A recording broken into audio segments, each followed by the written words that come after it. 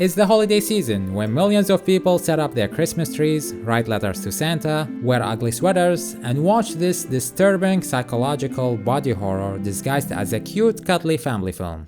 Yes, I'm talking about the 1990 classic Home Alone, written by John Hughes and directed by Chris Columbus. It is considered by many to be a must-watch holiday tradition and the perfect comfort movie with its likable cast, cartoonish sense of humor, and unique storyline that highlights the value of family. But beneath the adorable faces and sparkly decorations lies a dark, twisted evil in the form of an 80-year-old boy. From unintentional property damage to outright attempted manslaughter, this little devil commits a stream of misdeeds that are sure to earn him a permanent spot on the naughty list. Even those closest to him can't help but to bolt from time to time just to catch their breath, because merely wearing the wrong thing around him can trigger an episode of verbal and physical abuse. You can get beat up for wearing something like that. In this video, I will go over the plot and tally the crimes committed by one Kevin McCallister to determine the most serious offense, decide a fair sentence, and maybe state what I actually think of the movie. God, that soundtrack. But let's not get sidetracked. We first meet Kevin during Christmas time as the McCallister family is preparing to spend the holiday in Paris. And he makes quite the first impression as he calls his uncle a jerk for doing the reasonable thing by not allowing him to watch age-inappropriate content. Then we get to the first offense, and I don't have to be very perceptive for this one, as Kevin not only blatantly admits to it, but also rubs it over his father's face. I was making ornaments out of fish hooks. My new fish hooks? So we have a clear case of property damage. Kevin vandalized his father's new fish hooks, not the old ones, the new ones. And when his father dared to question his wrongdoing, he replied, "Did I burn down the joint? I don't think so." We see that in his troubled mind, anything less than burning down a house is not even worth discussing. Mr. McCallister orders 10 pizzas for dinner. That's plenty, I would say, more than enough to feed all 15 members of the family and maybe even give away a couple of slices to Harry while he's waiting. But Kevin is a very picky eater. He wants a plain cheese pizza specifically. His older brother, Buzz, faces him with the reality that the cheese pizza is gone. But Kevin won't take no for an answer, so he charges his brother with an unlawful physical contact, marking the second crime in his record. You would think that after all the chaos that he unleashed with that attack, he would now just let it go. But no, he blames the scarcity of the cheese pizza on the delivery guy. He stands there with a scowl and a grudge on which he will act later. His mother hustles him away, and right before sending him to bed, he commits his third offense, slander, as he spills false defamatory information concerning his cousin Fuller. He claims that the latter wets the bed. A mere rumor started by his older sister, probably as a joke that was blown out of proportion by Kevin and will surely impact Fuller's future relationships and career. Get in that bathroom. Now! And you will stay in there until you have done something with yourself. Kevin wakes up the next morning to find himself all alone in this mega mansion. He's been left behind. His family has finally had enough of his mischief and decided to take a break from all the physical and emotional exhaustion. Now I know what some may think. His family accidentally left him behind. Yeah, maybe Mrs. McCallister was oblivious to his absence, though I'm not sure about his siblings, his cousins, or Uncle Frank. But you know who I'm sure about? Mr. McCallister. Yes, the ostensibly kind, cool dad has actively participated in Kevin's abandonment. Right after the battery incident the night before, we saw Mr. McCallister jump from his seat, seemingly trying to save the passport from getting soaked. But he was in fact dumping Kevin's airline ticket in the trash so no one would notice his absence the next day. Is this a cruel thing for a father to do to his son? Sure, but let's not forget that what he did there was more of a reaction to Kevin's remorseless confession to damaging his private property and to the vague threat he made about burning down the house. Upon this realization, Kevin quickly loses his marbles. But then he comes to terms with the fact that being alone also means being free from supervision and free to wreak havoc on the world without facing scrutiny. He starts by breaking into Buzz's room and shuffling through his belongings. He comes across an entertainment magazine and expresses his distaste for human anatomy. No clothes on anybody. Sickening. He then commits his fourth crime, larceny, as he steals Buzz's firecrackers and BB gun, which he later uses for target practice. Against his uncle's better judgment, Kevin spends the day watching age-inappropriate content when he gets distracted by a silhouette of two men out the window. He handles the situation well this time around as he switches on the backdoor light to scare them away. He then comes out of the house to confront them, but ends up getting scared himself by the spooky neighbor, Old Man Marley. As a result, he spends the rest of the night hiding under the sheet. He starts the next day with a morning routine resembling that of Patrick Bateman. I took a shower washing every body part with actual soap. Then I apply an herb mint facial mask, which I leave on for 10 minutes while I prepare the rest of my routine. I wash my hair with the Don't Formula shampoo and use cream rinse for that Just Wash shine. Then moisturizer. Then an anti-aging eye balm followed by a final moisturizing protective lotion. Back in Buzz's room, Kevin attempts to steal another one of his brother's belongings, but winds up committing an unintentional tort when he accidentally destroys all the shelves and then doubles down with another larceny. Alright, Buzz's life savings. The little menace shows no sign of slowing down as he carries on with his streak of crimes by committing 3 successive offenses, starting with shoplifting a toothbrush. Can you believe that? He's not even willing to spend the money he just stole. And then he goes further by evading arrest, pushing the police officer to begin a dangerous chase through a skiing area, eventually causing him a serious injury. You know what this is? Obstruction of justice, which is a felony level charge, by the way. I'm a criminal.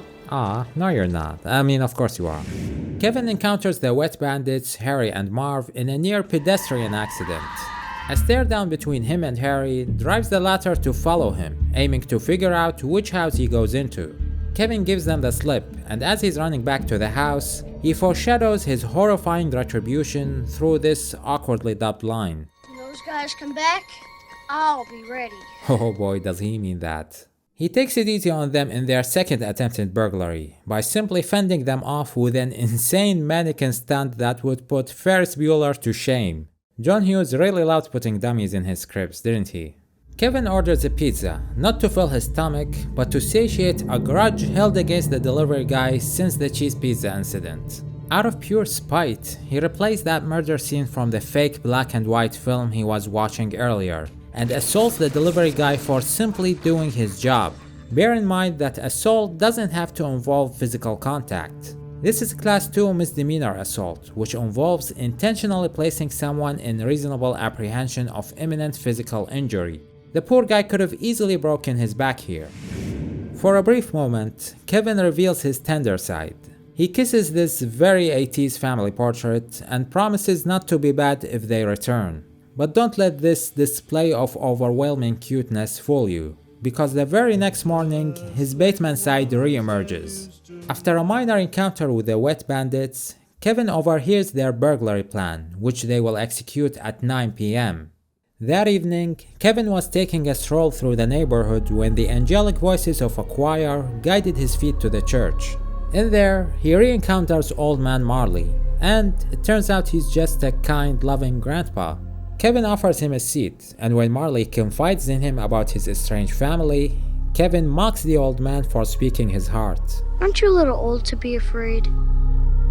He then tells him to man up and call his son, before sprinting back to the house to assemble his jigsaw traps. Now, I am obliged to tell you that Kevin could have simply called the cops around 9 p.m. And don't tell me the phones are down, because he ordered the pizza the day before. If nothing else, he could have at least told Marley. He was presented with many opportunities to avoid violence, but no, Kevin was like, I choose violence.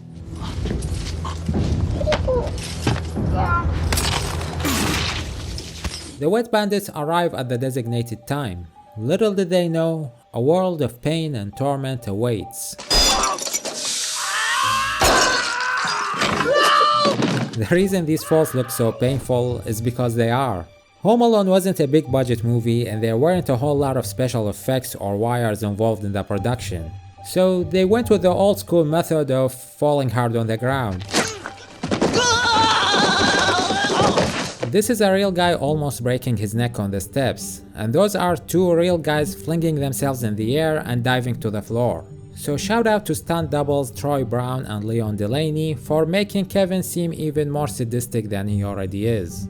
On the surface, it would appear that Kevin is just exercising his right to self-defense against two aggressors, but it's not that simple. The force used in self-defense has to match the threat level in question. In other words, a person can only use deadly force in response to a deadly threat. Harry and Marv are very evidently non-violent burglars. They just want to pick up some stuff and leave.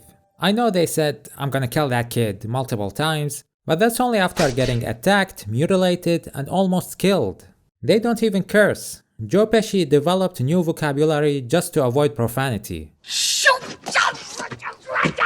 What? But even such propriety can be a trigger for one of Kevin's manic episodes. I still have nightmares about, like, this bald weirdo dude chasing me around. I'm gonna pull your fingernails out. I'm gonna get you, you little scam. They don't even curse. Calling me, like, louse and shit like that. It's... Wow. I don't even know. One can argue that some of these traps are not deadly, which is true, but there are two indisputable attempted manslaughter cases. First, the makeshift flamethrower that Kevin set up. Torching a person's head like that may result in a third-degree burn, which can be fatal. Second, the paint can booby trap. How is this one deadly? The impact of a heavy paint can swinging at full speed may crush a person's skull, as was demonstrated in another Christmas movie.